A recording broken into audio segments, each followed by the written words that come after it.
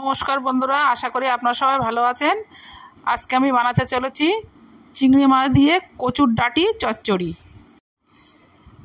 এখানে কিছুটা কচুর ডাঁটি আছে, কচুর ডাঁটিটা আমি কুটে নেব।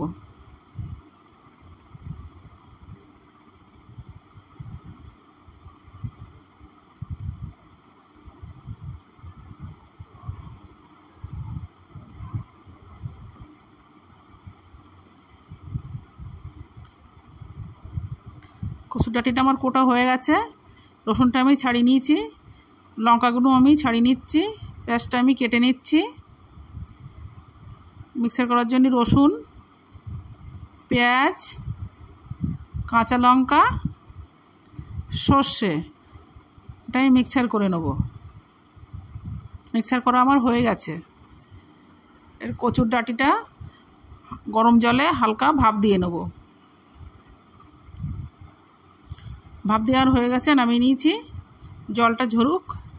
কড়াটা আমার গরম হয়ে গেছে, তেলটা আমি দিয়ে দিচ্ছি। কালো জিরে ফোড়নে এবার আগে থেকে মিক্সার করা মশলাটা আমি দিয়ে দিচ্ছি। মশলাটা ভালো করে কষে নেব।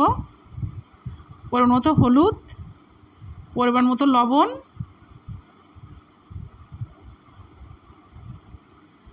কিছুটা লঙ্কার গুঁড়ো, অল্প পরিমাণে চিনি।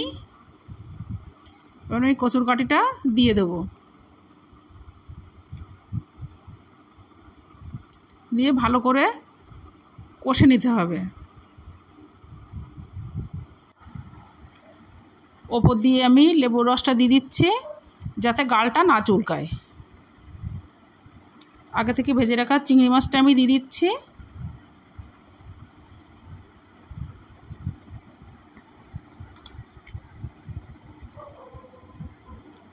রান্নাটা আমার হয়ে গেছে, তুলে নিচ্ছি।